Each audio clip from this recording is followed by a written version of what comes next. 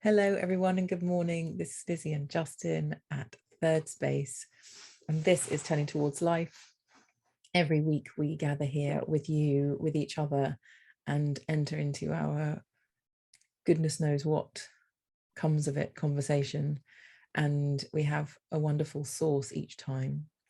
As you might know already, Justin and I alternate between who chooses the source to bring. And this week it's Justin who's brought this amazing piece by Lynn Ungar called Choice. And so we're going to get into that together. And in the meanwhile, I just want to say a very big thank you for this whole thing, how extraordinary and a project it is. Maybe it's not a project, maybe it's a path or something. But it is certainly one of the excellent staples of my life, and I feel very glad of it. So thank you. I'm feeling very glad of it too this morning, Lizzie, and welcome everyone. I know that lots of you, some people will be with us live on a Sunday morning in our Facebook group, Sunday morning UK time, of course, because we know you're all over the world, and then many people are listening at other times in this time shifting way that podcasts make possible and YouTube makes possible and all of that. So welcome everyone. Yeah, I don't think it's a project, Lizzie. I think this is a practice and a path.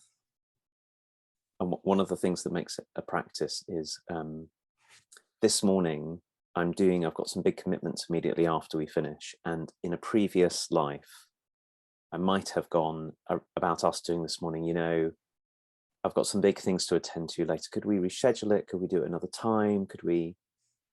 But actually everything else moves around this for me, which is how I know it's a proper practice, because it's woven into the fabric of my life in a way that deepens life because I do it, and also is deepened by my ongoing commitment to it, that we haven't missed one in 230 or so weeks.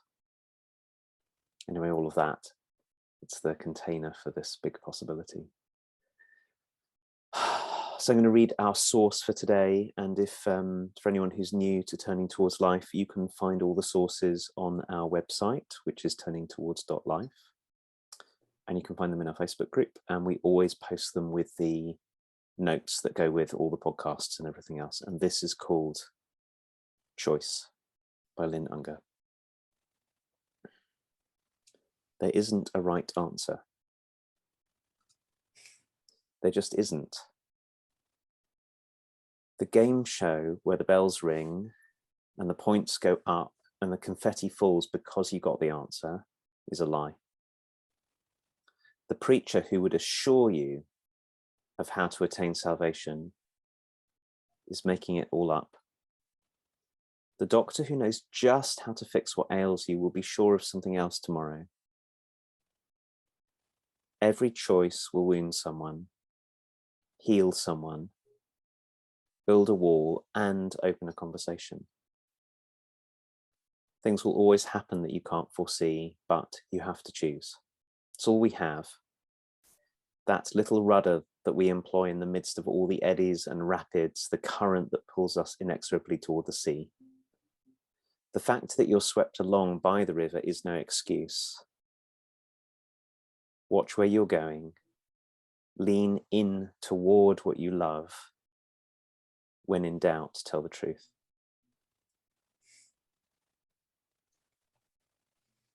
Choice. There isn't a right answer. There just isn't. The game show where the bells ring and the points go up and the confetti falls because you got the answer is a lie. The preacher who would assure you of how to attain salvation is making it all up. The doctor who knows just how to fix what ails you will be sure of something else tomorrow. Every choice will wound someone, heal someone, build a wall, and open a conversation. Things will always happen that you can't foresee. But you have to choose. It's all we have, that little rudder that we employ in the midst of all the eddies and rapids, the current that pulls us inexorably towards the sea. The fact that you are swept along by the river is no excuse. Watch where you are going. Lean in toward what you love. When in doubt, tell the truth. was wonderful hearing you read that. And the thing that happened for me in hearing you read it that I hadn't anticipated until hearing, because I've read this poem many times, is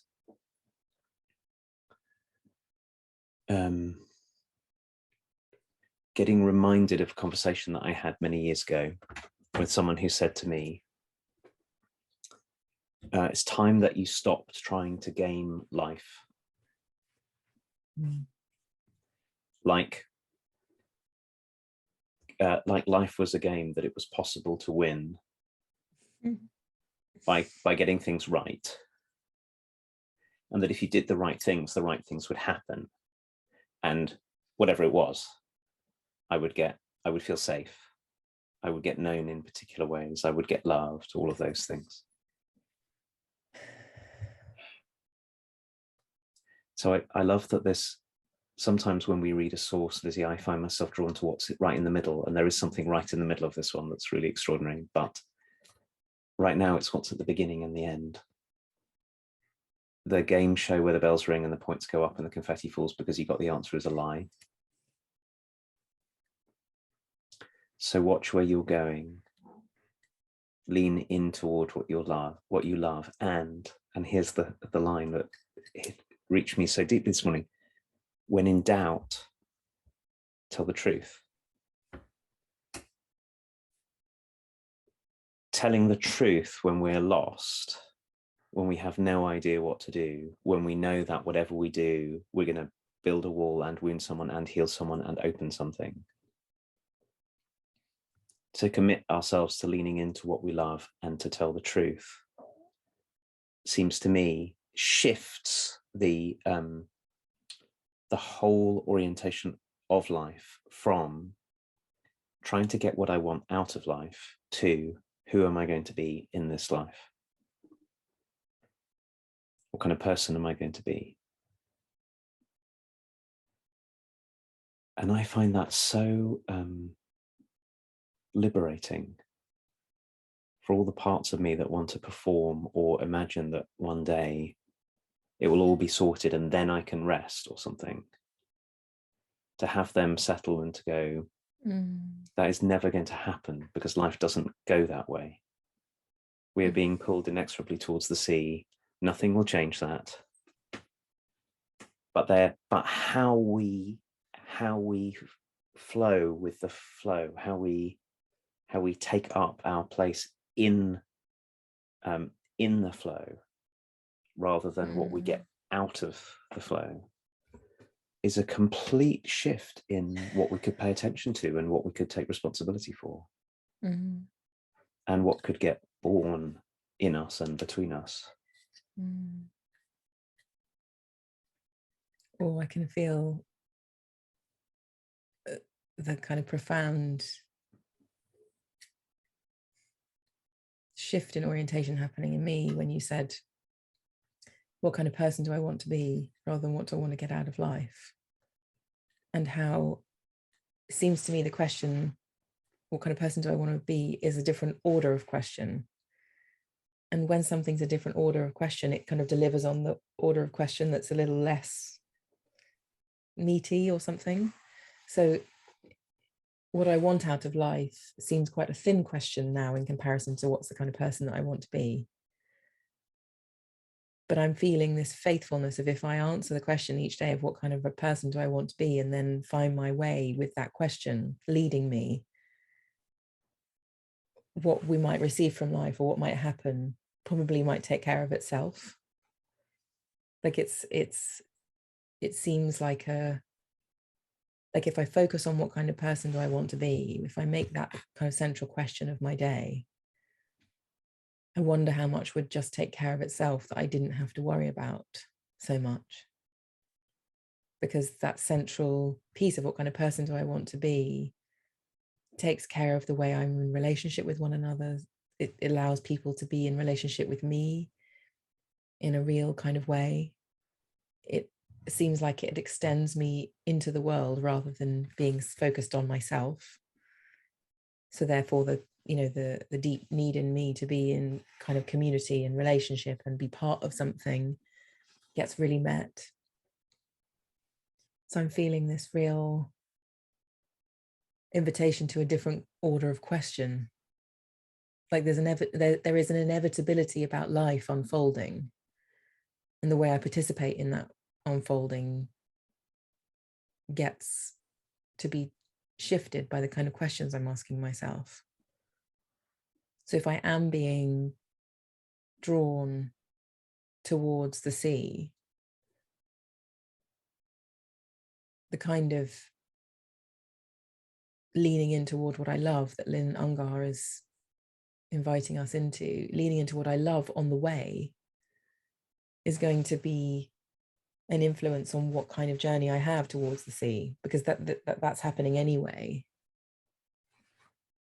And so it's also moving me, Justin, because it's kind of taking away this whole like, what direction shall I take question. It's taking out the kind of pressure of decision making. So I think, yes, and this is what Lynn's saying as well. I think we do have to make decisions, but if they are based around the central question of what kind of person do I want to be, it's a very different situation than this, how do I make the right decision? And so it kind of circumvents the dilemma, because I think it's a big question, but it's also a possible question to answer of who do I want to be, because that's within my power to make that choice with each conversation, with each intention I draw, with each day I wake up.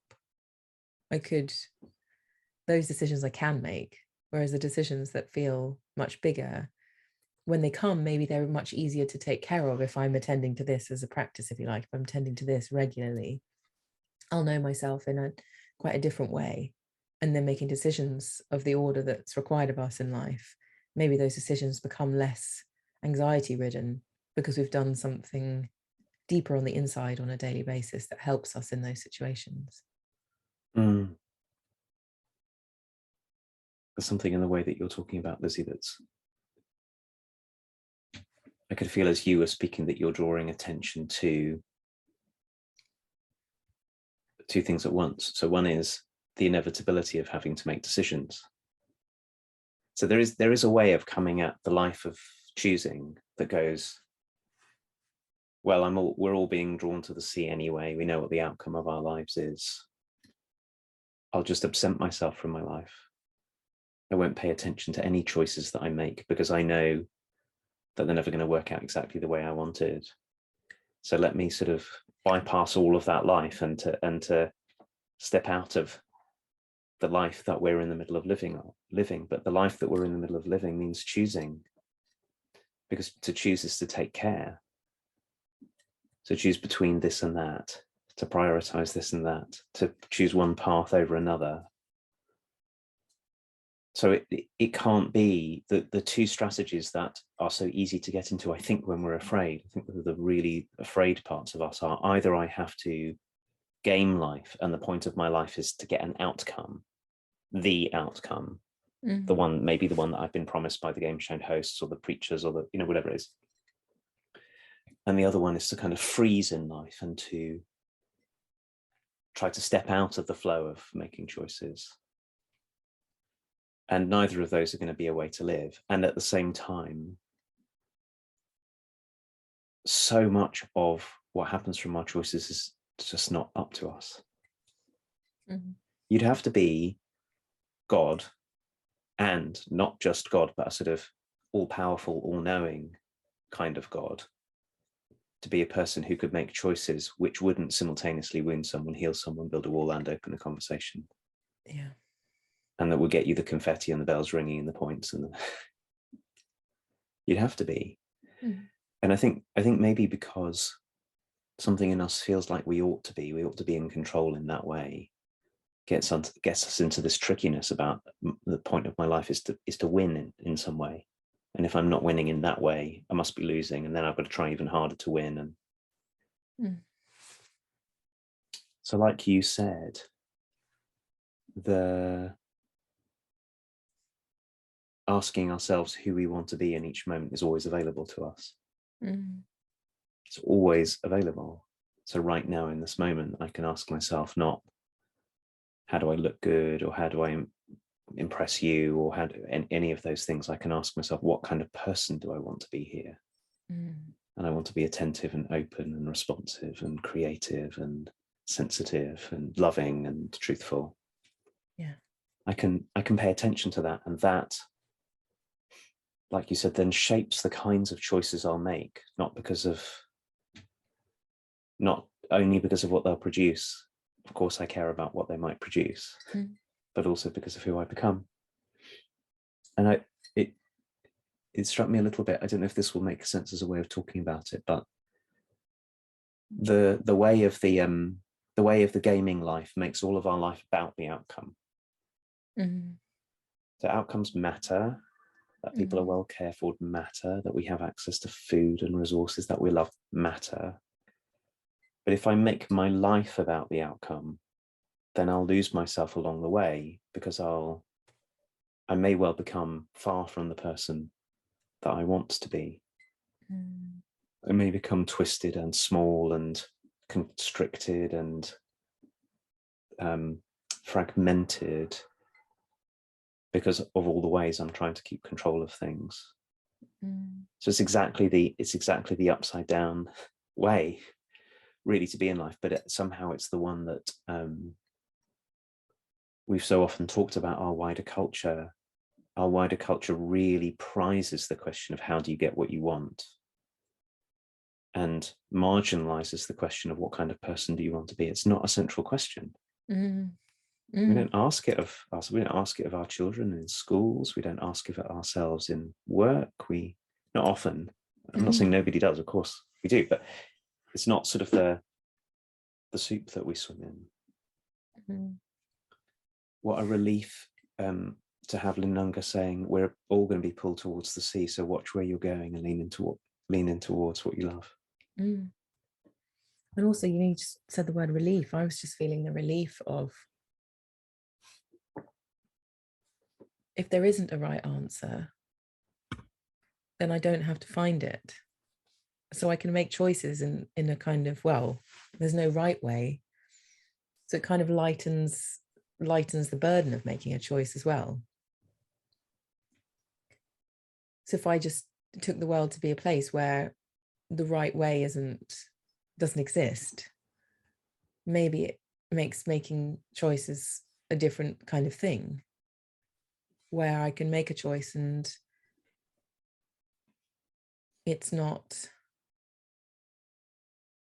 in the paradigm of right and wrong. So even when I get to the outcome of a choice that I made, it's not like I'm in that way of thinking that this was the right choice or the wrong choice. It was a choice that I made. My central question is still being answered of who do I want to be. Then the outcome it's not such a big deal. So whether I, win or lose, I mean, I don't even know how to gauge whether I win or lose, because I don't know even in the asking of it, Justin, as you say it, I'm like, I don't even know what winning would look like, actually.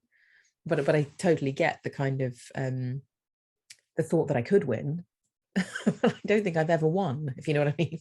Like when I look back of like, I'm not sure that's ever, even if that was my intention to win, I'm not sure I ever won, even when I probably did win. It's like, it seems very kind of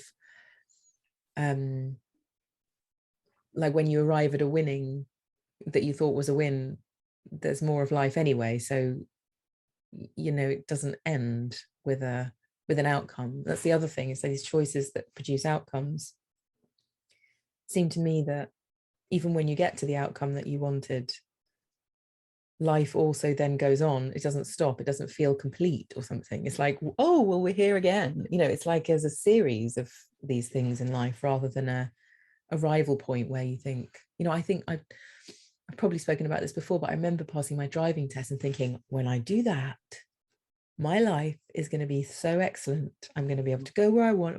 And of course, it's just like me in my car, not really knowing where to go. And my life didn't become the thing I thought it was going to become.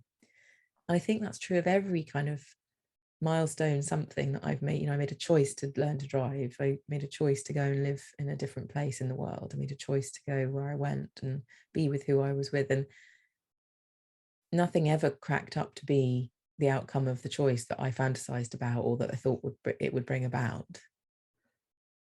I remember cutting all my hair off once, thinking, oh, it would make my life different and I'd be a different person and I will be a person with short hair, and therefore, and I just think, I look back and think, my goodness, I really needed to kind of become a little more substantial, in myself, because I really kind of felt like those illusory things were real and that they would make a difference. And of course, it's taken like hundreds of those to prove to me that it's wherever I arrive, wherever I feel like an outcome got made, I will just be me there.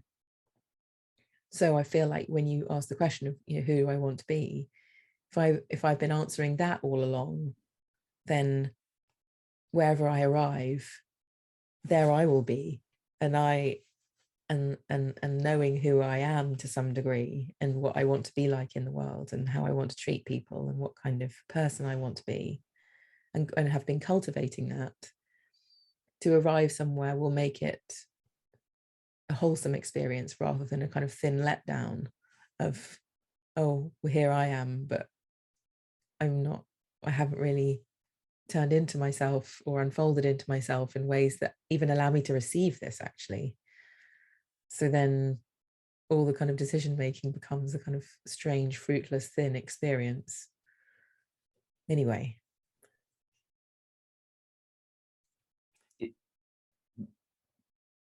Gosh, the way that you've just been talking about it really showed me something, which is the question about who am I called to be?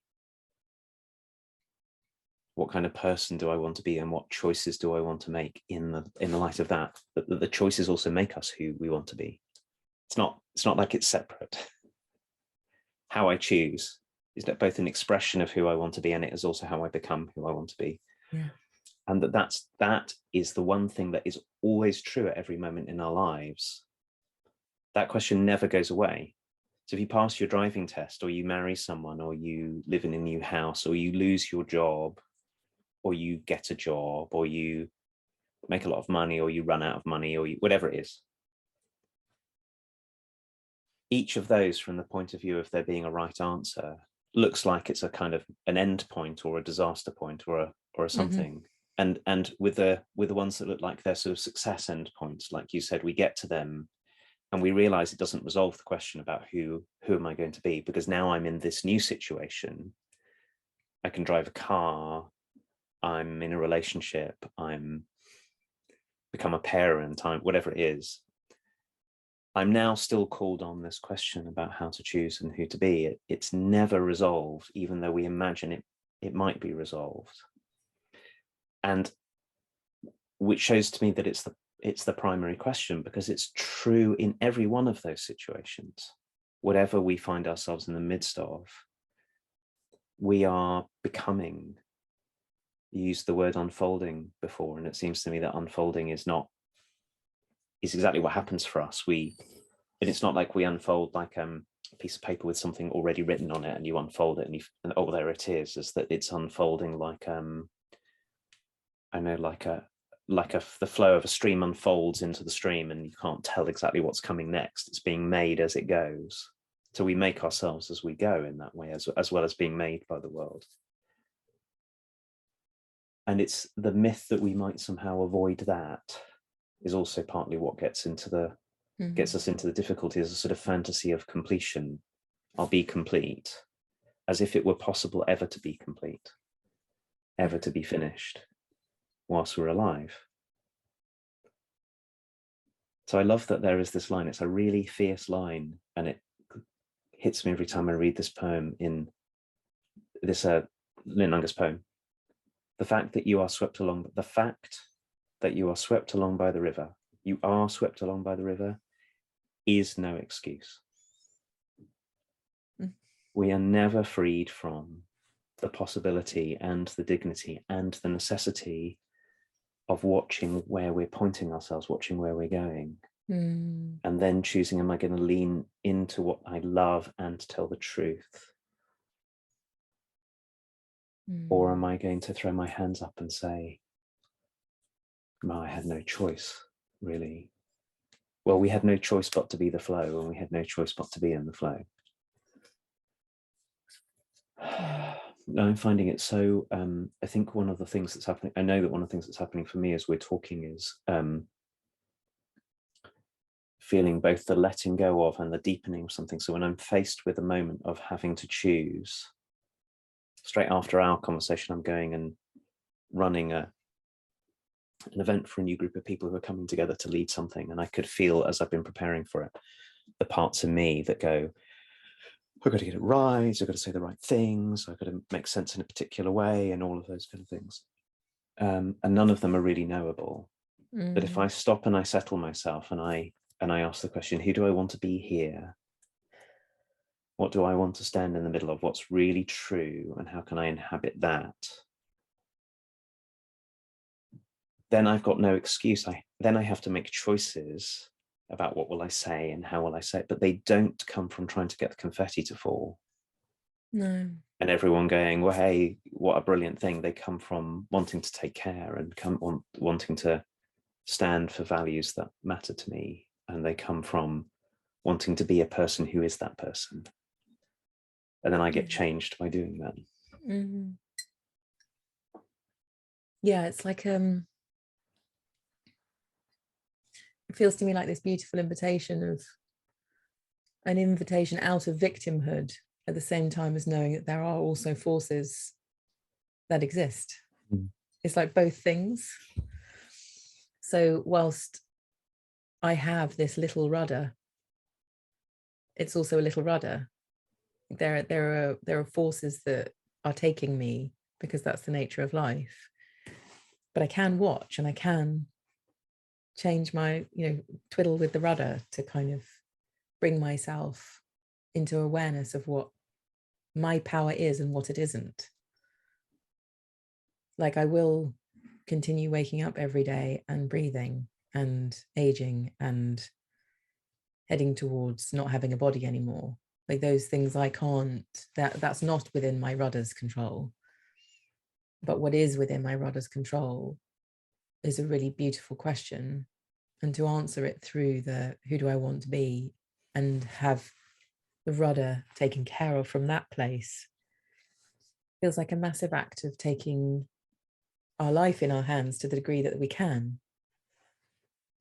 That this is my life, not the life I'm supposed to live. When you were talking about leaning into what we love and telling the truth about it as well, I know there are times in my life where I haven't told the truth about what I love, and I've done what I'm good at, for example. And that's a very different decision-making path, to do what I'm good at, where there's most chance of succeeding, versus what I love, where there's massive possibility of not. So I feel like this combination of leaning into what we love, taking responsibility for our lives, and telling the truth about what it is that we do love and who we do want to be, those seems like just genuinely excellent, powerful questions that mean I can be in this river, in this stream, and feel held by life itself, and also feel empowered, and like I'm part of something else, and also at the center of my life at the same time. It's really beautiful. My gosh, I want to thank you, Justin, for this poem, bringing this particular thread and seam of this conversation.